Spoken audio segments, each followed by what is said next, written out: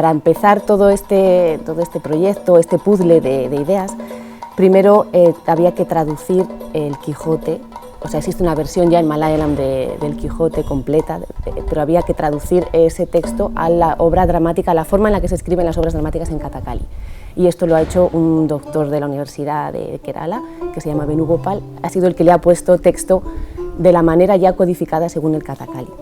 Después de esto, la siguiente fase era los actores preparan esa obra dramática, o sea, la ensayan y la completan. O sea, el texto no existe, una obra dramática no existe si no se pone en escena, ¿no? Empiezan a trabajar los actores y después ya empezamos con la figura de Ignacio.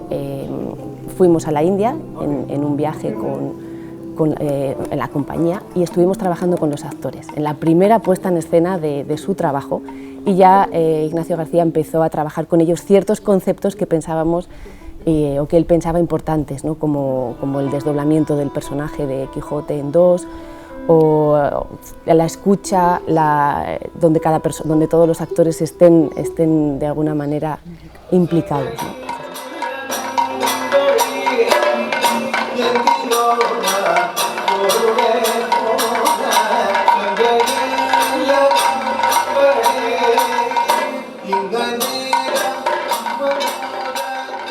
Como funcionan las obras en Kathakali se escribe un texto que los actores traducen gestualmente. A la vez los cantantes son los narradores de la historia, o sea, los cantantes van cantando todo el texto que contiene diferentes partes. A veces suelen establecerse como presentaciones, lo que llaman slokam, que es una presentación de lo que va a pasar en cada escena.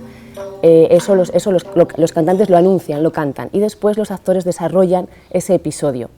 Al desarrollarlo tienen varias partes, algunas que son como una especie de monólogos donde hablan los actores, pero los actores no hablan, o sea, es decir, los actores representan todo a través de su lenguaje gestual. La tierra ni el mar encubre. Por la libertad, así como por la honra, se puede y debe aventurar la vida.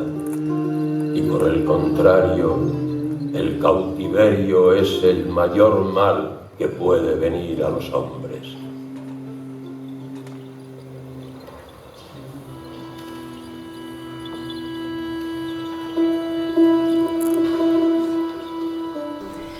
Tenemos que fijarnos en ese ambiente ritual alrededor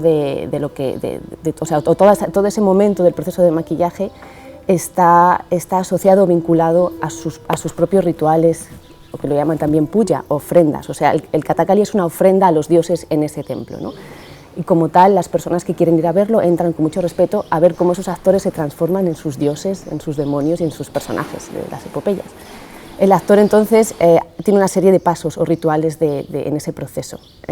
Primero se enciende la lámpara, empiezan a mezclar sus ungüentos, que son todos naturales, son piedras machacadas que lo mezclan con aceite, y eso el actor primero se va marcando sus propias líneas, y después hay un maquillador especialista que se llama Chuti, que es el que realiza sobre su cara unas máscaras hechas de papel y pasta de arroz. Eso lo tiene que hacer un maquillador especialista, ¿no?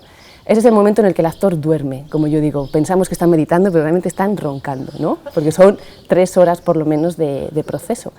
Después, bueno, se termina ya lo que es toda la cara, dentro de los arquetipos, ¿no? Dentro de los colores que se utilizan, y luego ya pasa al vestuario. El vestuario también lo que intentan es transformar, o sea, no son personajes reales, son personajes imaginarios, son dioses, demonios. Entonces lo que han ido ha sido deformando la estructura hasta corpórea, ¿no? Es decir, de un ser humano.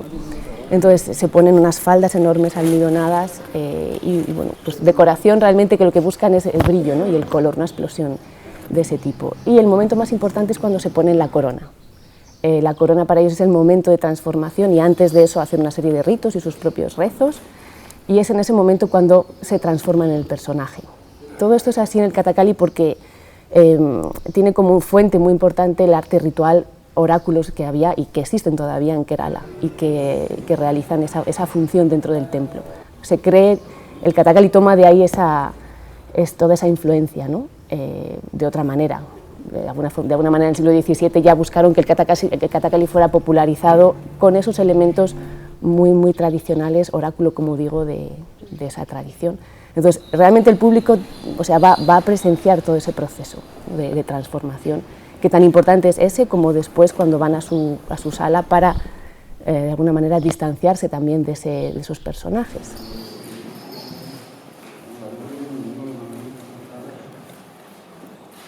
Yo creo que lo más fascinante, porque lo es, y es muy hipnotizador, cómo alguien de otra cultura nos transmite nuestro Quijote.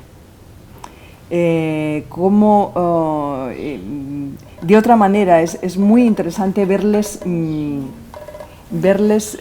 con sus gestos, con sus miradas, porque es una...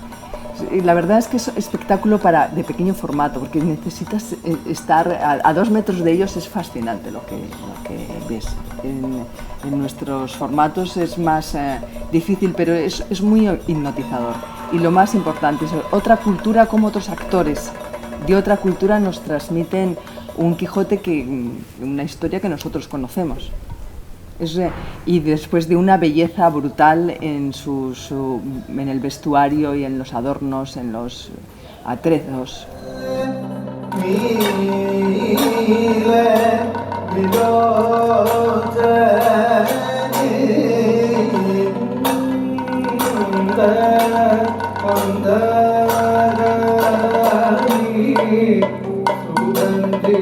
Entrenamiento, yo aseguro que es uno de los entrenamientos mejores que un actor puede tener. Lo que pasa es que cuando a veces nos viene a Occidente, ¿no?, y hacemos un taller de Kathakali, ¿no?, es decir, te quedas en una serie de movimientos que no vas a llegar nunca a poder asimilar, porque la idea es esa, asimilar esos movimientos para luego utilizarlos de una manera orgánica y natural, porque está impreso ya en ese movimiento la emoción que va detrás, ¿no? Y imagínate si cada palabra es un mundo, o sea, si para hacer una frase necesitas 10 minutos porque tienes que traducir palabra por palabra, tienes que encarnar esas palabras, te das cuenta toda la tradición que hay detrás y el estudio que hay para encarnar esa palabra con el fin de hacerte llegar el verdadero sentido, significado profundo de esa palabra, ¿no? A partir de ahí luego puedes hacer pues ya trabajos más esquemáticos de un texto, y decir, entonces ahora como esa palabra la reduzco, minimalizo ese gesto, que ese ha sido el trabajo también, ¿no?, de interpretación, minimalizo ese gesto para que se quede con la esencia, pero está en mis manos. O sea, hay unas frases que se dice cuando aprendes a estudiar Kathakali: donde van las manos, van los ojos. Es decir, las manos es el elemento comunicador, pero donde va la mano, van los ojos. Entonces, cualquier movimiento que yo hago con la mano va seguido con el ojo. Pero no me quedo ahí, donde van los ojos, luego va la mente. Es decir, con la mirada estoy creando una imagen, si creo una flor. Entonces, a partir de esa imagen evoca una emoción. Si es la flor, el amor, entonces yo dejo que salga y evoque esa emoción, que es la que transmito al público. Y ese es el proceso, y esa es la esencia, es la primera frase que aprendes cuando te enseñan Kathakali. Entonces, decir, no te quedes en la mano ni en el ojo, sino que es un proceso, eso es, hasta llegar a la comunicación de esa emoción.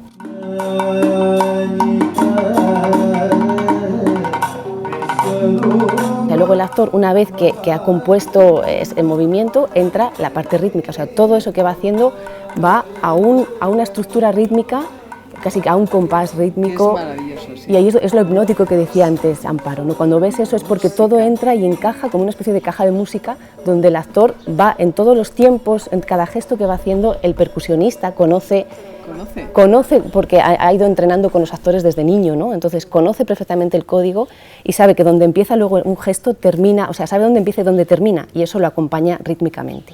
Entonces se produce, bueno, pues es como entrar dentro de otro tiempo y otro espacio. Sí.